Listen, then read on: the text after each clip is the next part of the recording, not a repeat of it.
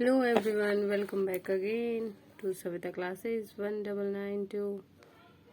कैसे हैं आप सभी? जय श्री श्याम। मेरे ख्याल से आप सब ठीक होंगे। तो मैं आज आप सबके लिए कुछ क्वेश्चंस लेकर आई हूँ जो कि MCQs फॉर्म में है, जैसे कि हमारे एग्जाम में आते हैं। दोस्तों, ये जो क्वेश्चंस हैं हम साथ के साथ इसलिए करते हैं ताकि हमारी थोड़ी प्रैक्टिस बनी रहे और हमें अपने आप से पता रहे कि हम कहाँ स्टैंड कर रहे हैं। So please like share subscribe the channel, motivate करें, सीखते रहें। अभी पीजीटी के आपने फॉर्म भरे होंगे इंग्लिश और टीजीटी के भी, तो उसके लिए बेस्ट सजेशन यही है कि क्लास 6 to 12 एनसीईआरटीज जो इंग्लिश है वो आप जरूर से जरूर पढ़े।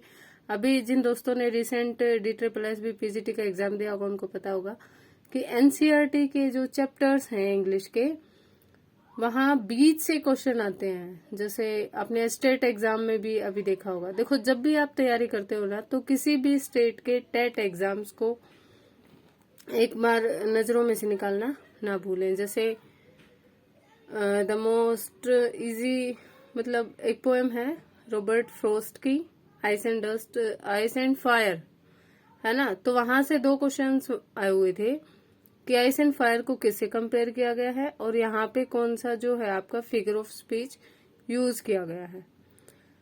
तो हमें ये लगता है कि ये बहुत डीप चीजें हैं, बट नहीं। अगर आप उस पोएम को रीड करते, क्लास 6 या 7 की जो बुक्स हैं, मतलब जो एनसीईआरटीज हैं इंग्लिश की, उनसे एक बार आप सारे चैप्टर्स को गो थ्रू जरूर करें। So let's start our series. Who coined the term metaphysical? ये टर्म किसने कॉइन करी थी? सैमुअल जॉनसन ने। ये क्वेश्चन जो पीजीटी एग्जाम कल हुआ DSSB, पोस्ट कोड मेरे ख्याल 69/23, हाँ 69/23 वाले एग्जाम में ये क्वेश्चन डायरेक्ट आया हुआ था। Who coined the term metaphysical? ये पोएम किसने ये टर्म कॉइन करी थी? So Samuel Johnson. For whom Samuel Johnson used the term. अब किसके लिए ये जो टर्म है यूज की गई थी? वो एक ग्रुप ऑफ पोएट्स जो 17th सेंचुरी से बिलोंग करते थे। यहाँ पे दो चीजें हैं, पोएट्स का ग्रुप था और सेंचुरी 17 थी। Who was the most prominent poet of metaphysical poetry? सबसे इम्पोर्टेंट पोएट कौन है मेटाफिजिकल पोएट्री के? तो वो है आपके John Donne. Who borrowed the term metaphysical from doctor Johnson? किन्होंने ये टर्म उधार ले ली थी? जॉनसन से। किसने ली थी? जॉन ड्राइडन ने। Who said the first poet in the world in something? कुछ में पहला पोयम है संसार में, ये चीज किसने कही थी? बेन जॉनसन ने। अब मुझे प्लीज बताना ये किसके लिए कही थी? टू होम, ये नेक्स्ट क्वेश्चन आएगा। और ये जो कोट है ये किसके लिए कही थी? जॉन डन के लिए, है ना। About home doctor Johnson said? किसके बारे में डॉक्टर जॉनसन ने कहा है? Almost the last of his race and undoubtedly the best. किसके बारे में कहा है कि वो अपनी जाति के, लगभग अपनी नस्ल के सबसे लास्ट थे और बिना किसी शक के, निसंदेह वो बेस्ट थे। ये किसके बारे में कहा गया है? अब्राहम काउली के बारे में। और किन्होंने कहा है? डॉक्टर जॉनसन ने।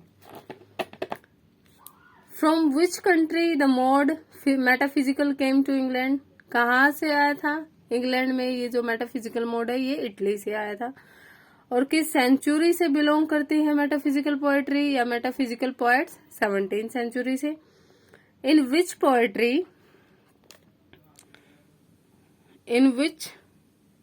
Poetry novelty of thought, dignified expression and fetched images found are found? ये चीजें कहाँ पर पाई जाती हैं? मेटाफिजिकल में। देखो, मेटाफिजिकल दो शब्दों से बना है, मेटा और फिजिकल। मेटा होता है बियॉन्ड, फिजिकल होता है materialistic.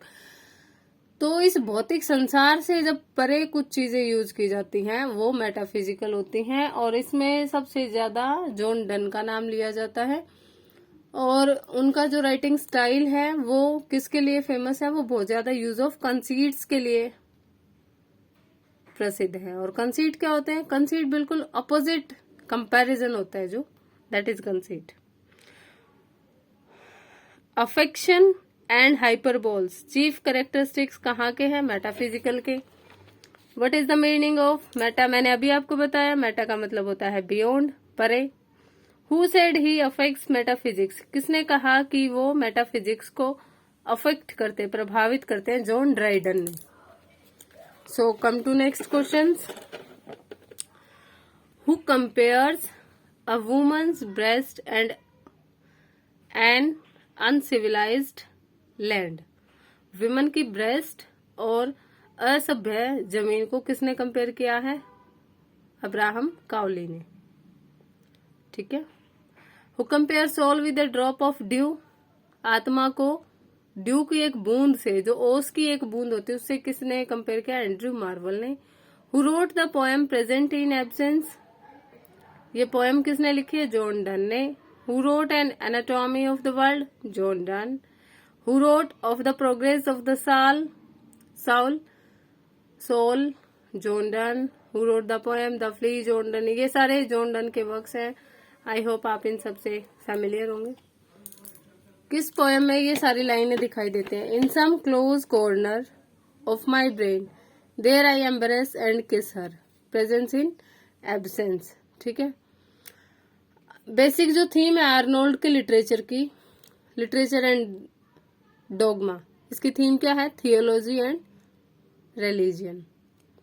Religion. The Matthew Arnold poetry of revolt against moral ideas किसकी है? Poetry of revolt against life. यानी वो क्या कहते हैं, जो पोएट्री ऑफ रिवोल्ट है, विद्रोह की जो पोएट्री है हमारे नैतिक विचारों के प्रति, वो क्या है? पोएट्री है विद्रोह की अगेंस्ट आवर लाइफ, जीवन के प्रति, है ना।